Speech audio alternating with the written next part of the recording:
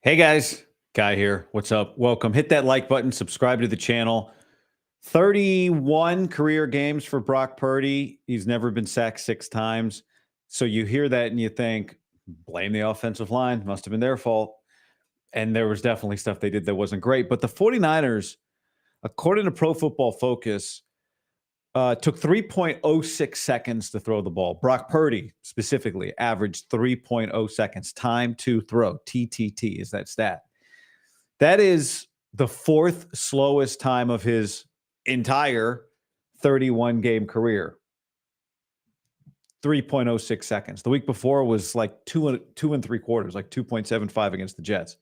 Now, the good news is that's going to change this week because the Rams have been brutal through 2 games in run defense, and the Niners are going to run the ball a ton. None of this like throwing it 7-8 times, 6 of 7, 7 of 8, whatever it was, to start the game against the Vikings. I said it on Sunday in the postgame, and I'll say it again now. Time to remember who you are. Not that Kyle Shanahan strays far from the run game, but this is who they are. Take J.P. Mason, and maybe he'll be Terrell Davis when it's all said and done. Or maybe he's Mike Anderson, Alandis Gary. But those old kind of Broncos running backs, you went, who is this guy? And then they just ran the hell out of the ball for 2 years or 1 year. Like, that's what they need to do. And they'll need to get this fixed. There's no question. I mean, they're going to face Steve Spagnuolo again. And I think there are so many great things that come for a quarterback from experience. Getting to play Steve Spagnuolo again because you just played him in the Super Bowl. You've played Brian Flores twice.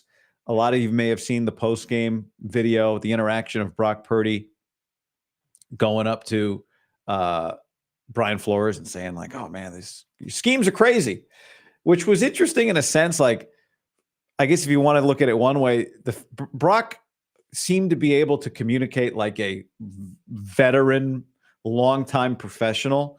He wasn't sitting there just like dazed. And I do think on the rewatch on Monday, watching Purdy, it was not a great game. He still did a lot of really good things, dropped some dimes. I mean, some really, really, really dangerous tight window throws he made.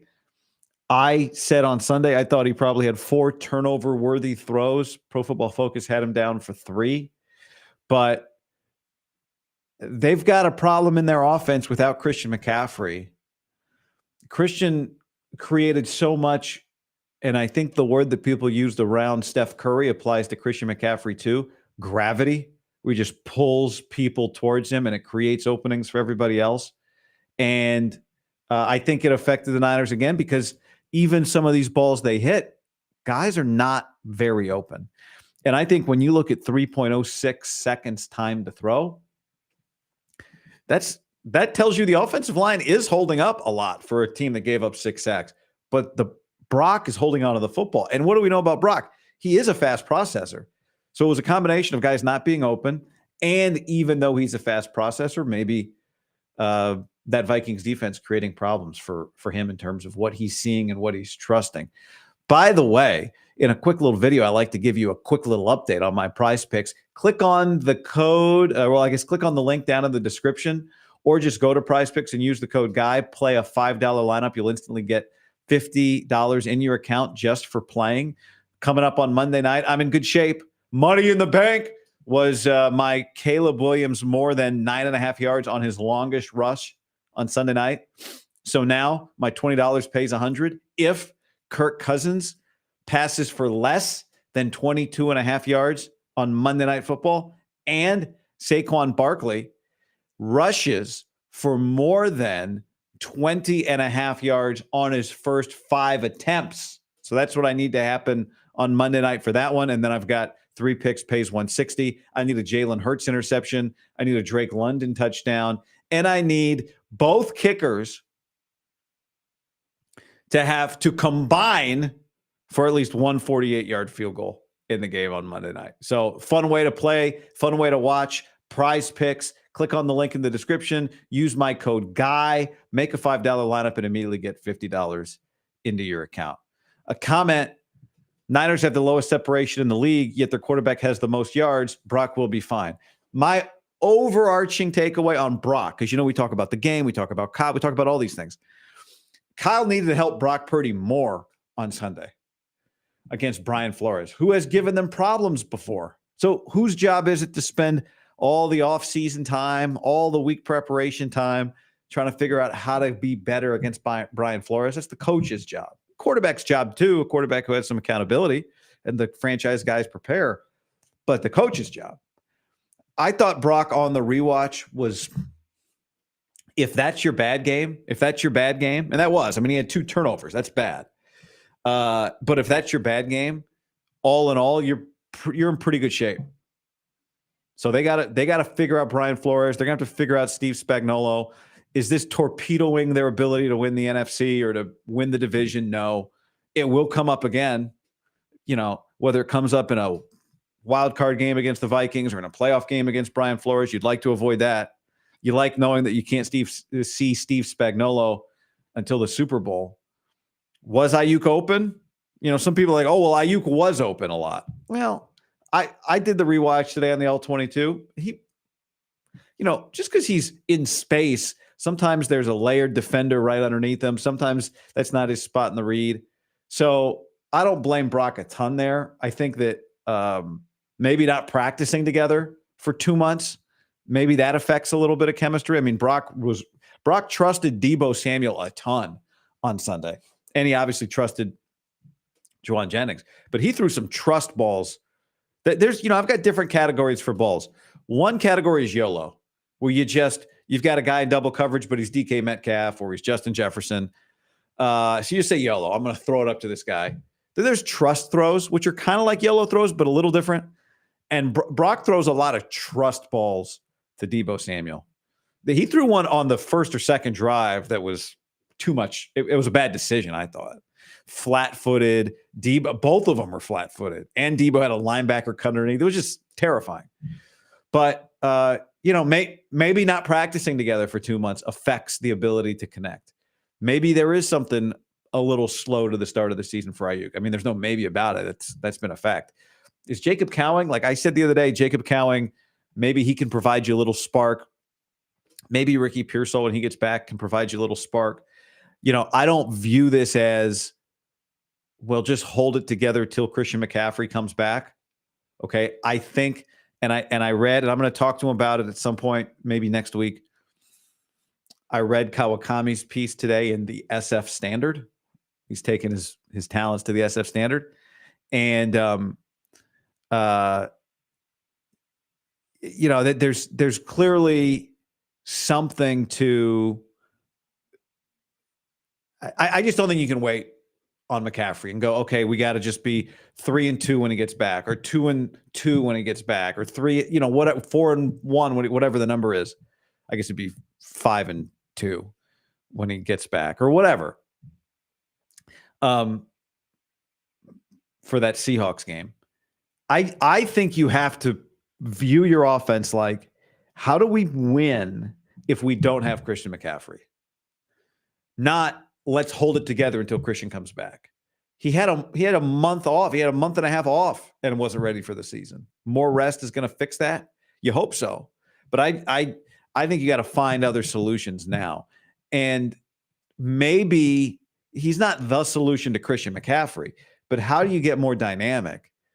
Maybe Jacob Cowing can help you a little bit. But if you go back to the preseason, when I asked Kyle Shanahan about, Cowing, where is he in terms of avoiding the things that keep rookies from playing? And Kyle said, well, he's behind. It didn't feel like, if you look at Cowing, it's not that he's quote unquote in the doghouse, quote unquote, but Ronnie Bell is getting snaps over him. Ronnie Bell got snaps on offense over Jacob Cowing. Now, Jacob Cowing can put himself in the doghouse if he's muffing punts. That's a problem.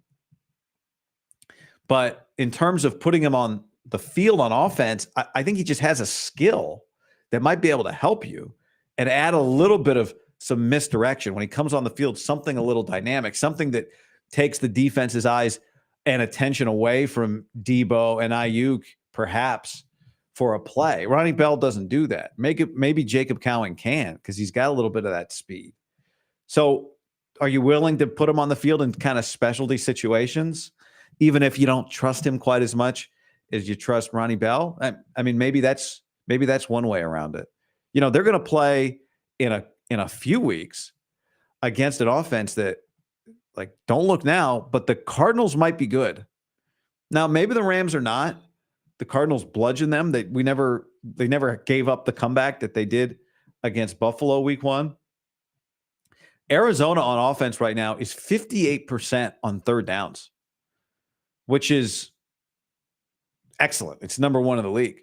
They're number 5 in yards per play. They're averaging 6 yards per play. So they are very efficient on offense right now, and they've got good players. The Vikings didn't even have all their players on offense. Neither did you. Well, we didn't have great. Well, neither did they. And their guy got hurt.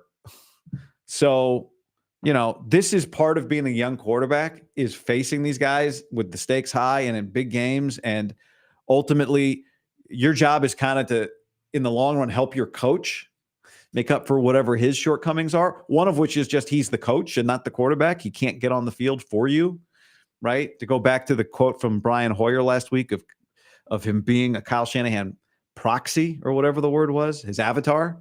No, you got to be the quarterback's got to be additional. And I think Brock is in many ways, but you hope that in years 2, 3, 4, 5, 6, as time goes on, you get better, right, at playing Steve Spagnuolo on third down, or you get better at figuring out what Brian Flores is doing. But as I said, if that's his bad game, I think you can work with that. You can definitely work with that. By the way, the other thing I think you can work with? No, that's not a segue to an ad. Call me. I don't know where all y'all stand after Sunday Night Football. Caleb, still in on Caleb. Now, some guys don't play within the structure of the offense all the time, and you'd like for them to do that, have a little more efficiency. Some guys run around all day because they can't make a play. They just got nothing to do. They're a mess. Some guys run around because they're just unharnessed and need to be unharnessed. Hopefully they can harness them a little bit. But man, I did not come away hating Caleb Williams, by the way. And you guys know I've been kind of pro Caleb Williams. Yeah. Oh, I'm wildly entertained. I don't know if this comment may be for me, it may be for somebody else, but it's for me. It's on this chat. Dylan says, bro, he had a 78% completion percentage. 28 to 36 is good. What are you smoking? Not smoking. I thought it was good. Wasn't great. Thought it was fine. 2 turnovers, bad. Some turnover worthy throws, not great. I wouldn't reduce it all to completion percentage, though. I think sometimes when you see completion percentages that are crazy high, and I don't mean in a game, I'm just talking over the course of a season. If you look at a season and you see like 78%, I think if you go back and look last year at Bo Nix in college, even Bo Nix's last couple of years in college, they were the completion percentages were so high that they were a red flag. And I said that, and I like Bo Nix, but I said last year it was 77%.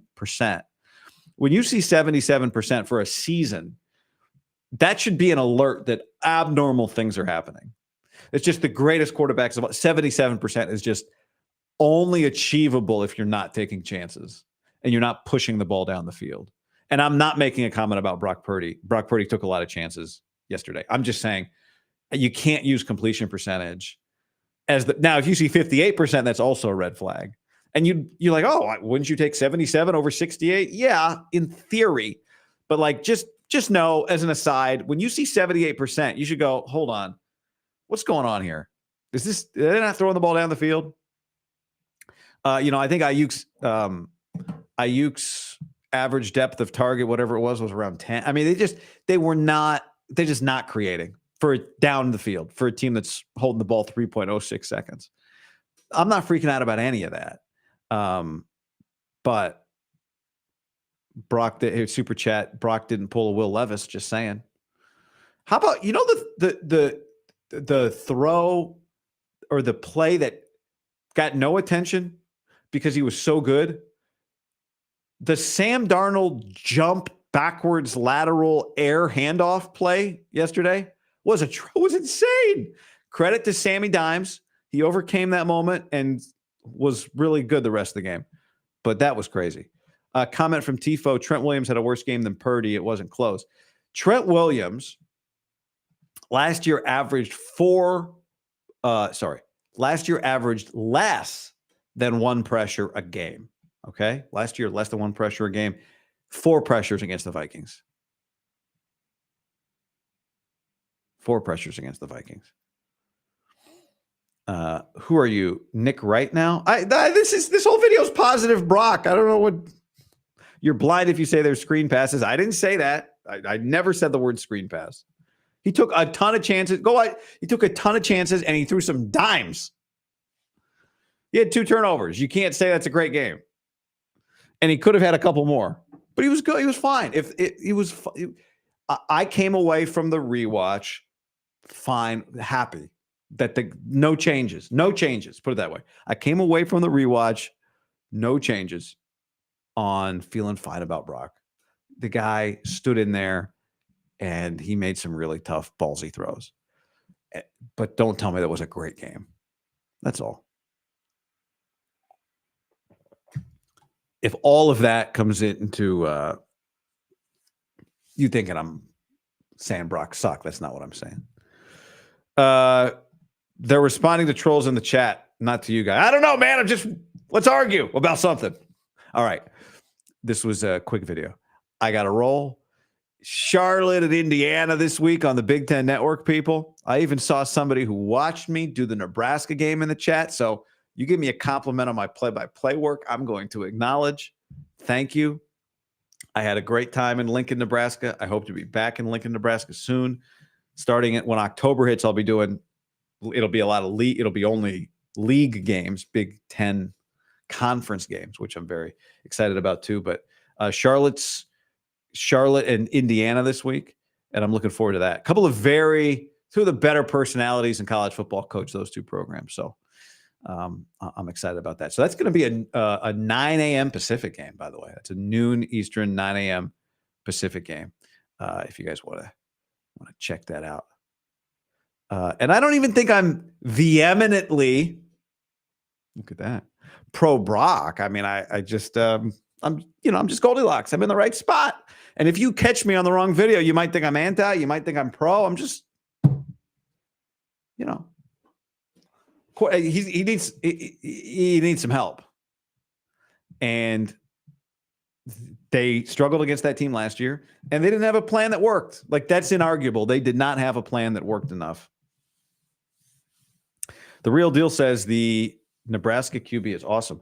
The Nebraska QB is awesome, and I do feel some obligation to stand up for Dylan Raiola because I know he gets all the Mahomes stuff on the internet.